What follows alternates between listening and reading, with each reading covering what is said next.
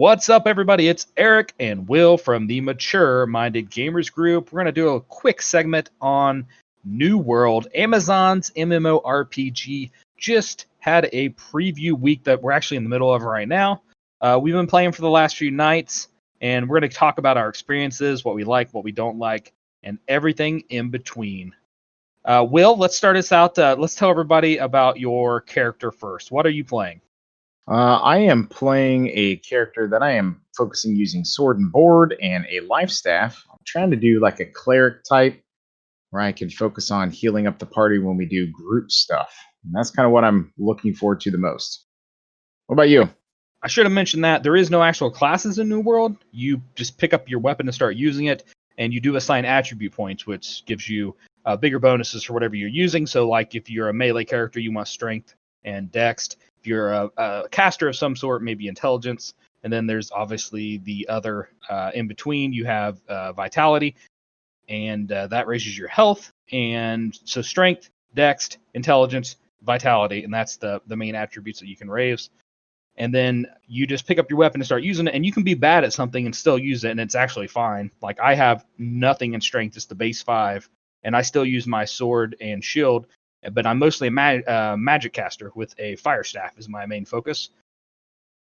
I'm focusing on 3 different skills: strength, intelligence, and constitution. So you're kind of dividing it up, huh? Yeah, on 3 different classes because I want to be able to have enough life like a tankish style. So if I take a beating, I can get in the melee, whoop some butt.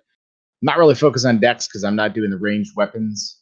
And as far as mana regen, I'm a little bit concerned about it, but at the same time, it is what it is. Right. I can see the benefits to both ways. I wanted to try kind of the glass cannon mage right now, and that's, since we got just the test going on. This game's not actually coming out until the first quarter of 21. They delayed it, but we got this nice weekly preview. There's, 6, I believe, weapons in the game right now. They plan to add more. The weapons are a 2-handed hammer, a sword, an axe, a life staff, a fire staff, a bow, and a musket. So I guess there's more than 6 if you count both the different types of weapons. So Right. like the fire mage and the life mage and everything. So in the previous betas, I also used a bow and arrow, and I really liked that. And the hand axe is really good too. That was a really nice combo. And then I've also messed around with the musket a little bit, and it's got some pretty good sharpshooting capabilities. I like it. I'll be honest, that's one weapon I have never even equipped.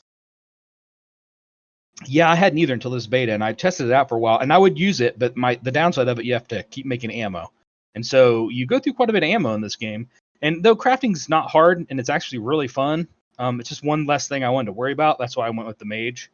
And then I actually really liked the mage, and so instead of going, I was going to main sword and shield, I switched over and went, full fire mage with the sword and shield as my backup.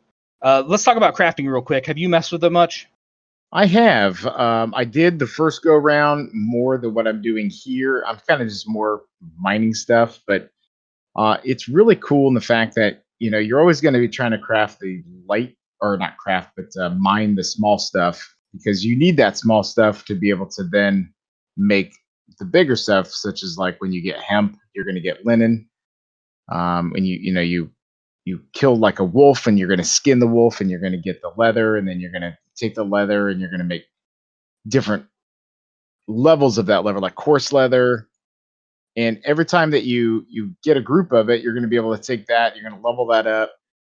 I think it's really fun to be able to try to take all those lesser stuff and just keep combining it so you get the bigger things. And I think that's going to be the thing that keeps drawing people to want to continue to mine and mine and mine and mine. I like how it's you use the skill and you level it up. You don't have to go find a skill trainer or get the next level of pickaxe. Though they do have upgraded levels, but it just makes you harvest faster. You don't really have to do any of that though, and you don't even have to go out and level. If you have guild mates or friends bringing you materials, you can just keep leveling up your crafting. It's all independent of everything else, which I think is really cool. Right. So the crafting and then the harvesting are 2 different stats. Right. What do you think of it, the harvesting when you harvest something? So like when you skin things, you're going to obviously get different types of leather, the leather value or resource or whatever. But as you continue to like get that leather and skin animals, you're going to be able to track animals. And the more you do it, the bigger animals you can track. What do you think of that kind of thing? I think it's a really cool little add-on because it's something a lot of games don't do, and that's one thing about New World too. The world is beautiful, Oh but man, there is so much in it. Sometimes you're looking for a resource, and it makes sense where this resource is. Like I was looking for briarweed, and it was down by the river. Like usually things like that make it's common sense where it is, but you don't know the map very well yet, so you're kind of like running around trying to find it. And some things you don't even know, like, oh, I need this kind of a mushroom, or I need, this kind of stone. And, there's a bunch of mountains in this world. It's very hilly. There's a bunch of mountains. And so trying to find gold and silver can be a little tricky sometimes. But I do like how once you use a skill and raise it up, you start kind of getting a sense of where that resource is, like you said, and you can track it and find it a lot easier. yeah. All right, and a big side of the game that we haven't played too much of personally, but I've read a bunch about, and I was talking to some people today actually about it, is the PvP side. This game was originally going to be all PvP. I don't know if you knew that, Will. That was the original. That was the original how they're going to handle the game. It was going to be full PvP. Well, they backed off on that now, and you have to be flagged to be in PvP. But there's a whole mechanic where your company can take over a city and a fortress, and so you're constantly competing against the other factions. There's 3 total factions, and you're constantly competing against them to try to level up a town and control an area, and then you get to put a tax on that town. So you can put trading tax, sales tax, and crafting tax, I think it is, on that town. So anytime somebody uses your resources, you can level up the different workbenches there, and anytime somebody uses it, it costs them a little bit of money to use it. So you can really profit quite a bit off of a town. So and the companies are 50 max limit. And then when you go to a war with another faction or company for control of that town, it's a 50 versus 50 battle where you're trying to siege it. And so the first one happened today, Will, and I actually was talking to some of the guys, and I tried to get into it, but the zone locks. It was either 10 or 15 minutes before the war started. I couldn't even get into the zone to sign up. So I missed out on it, but man, it sounded cool. I was talking to the guys as the battle was going on. They had a really cool game plan, and they ended up stopping the Zerg that the enemies were bringing at them, and they ended up securing the town, so they didn't lose it. I do know that once you keep leveling up a zone and doing PvP missions, you can wage war on that zone, and we actually got flagged for another war as we could compete to take control of it if we won.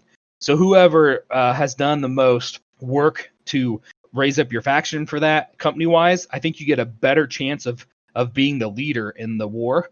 And so it popped up for us and asked me, do you want to compete to be one of the companies? And I was looking at it. The minimum is 7,500 gold, and this improves. There's 3 different levels: 7,500, 10K, and 15K, and it improves how many lines of defense or attack you can have during the battle. So obviously, if you have more money, you're going to have a bigger attacking capability. Which I thought was really cool. And obviously, we didn't have enough money to do any of it, so I couldn't say yes. But I think it's a really cool aspect of it. And then what happens when the wars getting ready to start? They pick their favorite 50. So if people have enlisted, say we only have 25 members in our company currently online that want a war, then I get a pick from the other 50 that enlisted. I get to pick 25 more to join us, and you get to look at their their faction, their company, and everything, and their level. And so obviously you'd want to pick the best people to help you, which I think is really, really cool. There was a bunch of people in chat complaining, "Oh, I wanted to be in the war," and I was like, they have a clan of 50 people. They're going to pick probably 40 of their own people at least. However many is online, they're not going to want these noobs to jump in on the war. Right. But yeah, they want to pick their players. Right. I thought it was a really cool mechanic, and that was the whole idea behind this game. And I'm glad they've kept that portion of it in. The only other thing I really want to mention about this game before we wrap this up is just how gorgeous this world is.